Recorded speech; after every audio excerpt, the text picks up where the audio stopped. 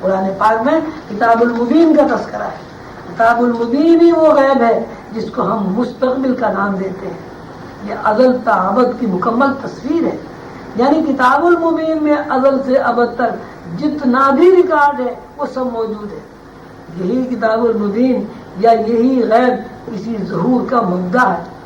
جب ہم لفظ ایک زبان سے ادا کرتے ہیں تو یہ ایک ہی لفظ ازل تا ابد کے تمام تصورات کا مجموعہ ہے.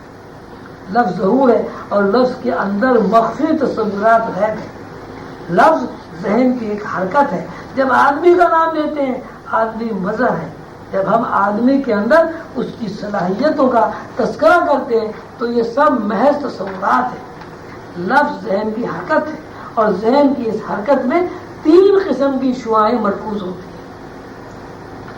پہلی حرکت حسیات کی حرکت، دوسری حرکت معتقدات کی حرکت، تیسری حرکت تغیرات کی حرکت. یہ تینوں حرکتیں دراصل شعاعیں، یہ لہریں ہیں. حسیات کی شعاعیں مفرد، معتقدات کی شعاعیں مرکب ہوتی ہیں. یہ دونوں مرکب اور مفرد مل کر تغیرات کی شعاعیں بن جاتی ہیں. ان تغیرات کا نام ہی ظہور کائنات ہے. قرآن پاک میں تخلیق کا راز بیان ہوا ہے. اللہ تعالیٰ فرماتے ہیں ترجمہ، جب وہ کسی چیز کے کرنے کا ارادہ کرتا ہے تو کہتا ہے ہو اور وہ ہو جاتی ہے. سورہ یاسین آیت 82. اس آیت پر تفکر کرنے سے جو رموز سامنے آتے ہیں وہ یہ ہے کہ لفظ کے اندر جو راز ہے ان رازوں کا اور ان رازوں کو حرکت میں لانے کا انکشاف ہوتا ہے. غور طلب آتی ہے کہ اللہ تعالیٰ فرماتے ہیں کن تو لامحالہ، یہ مطلب نکلتا ہے کہ اللہ کے سامنے یا اللہ کے مخاطب کوئی شے ہے، ایسی شے جو ابھی تک ظہور میں نہیں آئی. جب اسے ظہور میں آنے کا حکم دیا گیا تو یہی حکم اس شے کے اندر مکانے کی حرکت بن گیا. اللہ تعالیٰ نے جب کن فرمایا تو مطلب یہ کہ کن کہنے سے پہلے اللہ کے ذہن میں کائنات کا وجود اور کائنات کی تمام حرکات و سکنات موجود تھیں. اللہ تعالیٰ نے اپنے ذہن کے اندر کائنات کے تصورات کو جب کن فرمایا تو کائنات وجود میں آ گئی. جب اللہ نے کن فرمایا تو کائنات وجود میں آ گئی. اس وقت کائنات میں کوئی ترتیب نہ تھی.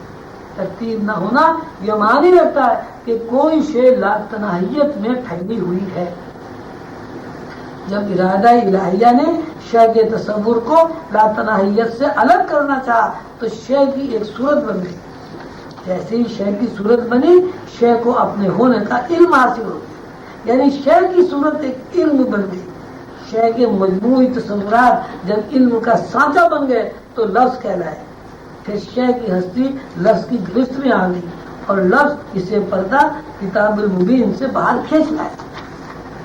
لفظ کی 3 قسمیں ہیں. 2 قسمیں ایسی ہیں کہ ان کو برائے نام لفظ کہا جا سکتا ہے. یہ 2 قسم کے لفظ ظہور کے بعد استعمال ہوتے ہیں. مثلا اچھا یا برا. اچھا ایسا لفظ ہے جو تائید کرتا ہے، برا ایسا لفظ ہے جو تردید کرتا ہے.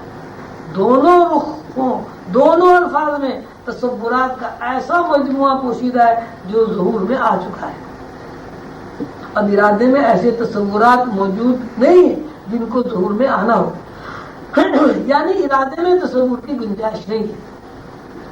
ان دونوں قسم کے الفاظ کا نام خلق یا کائنات ہے. یہ دونوں امر کے شعبے سے الگ ہے.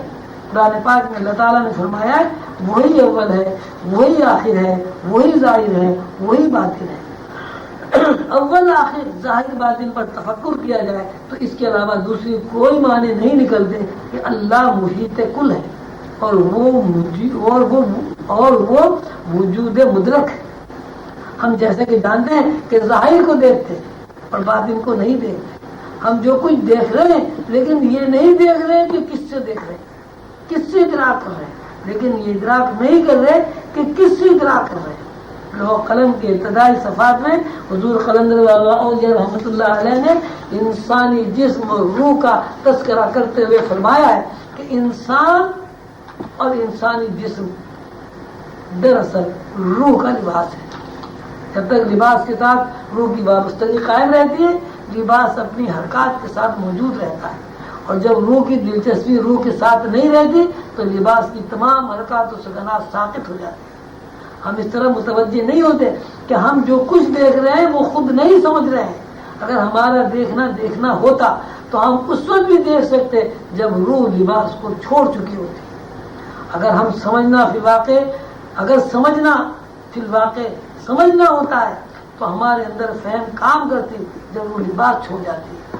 لیکن تاریخ میں ایسی کوئی مثال نہیں ملتی کہ روح نے جب جسم کو چھوڑ دیا ہو تو جسم میں حرکت یا مدافعت پیدا ہوئی ہو یا جسم نے دیکھا ہو یا سنا ہو.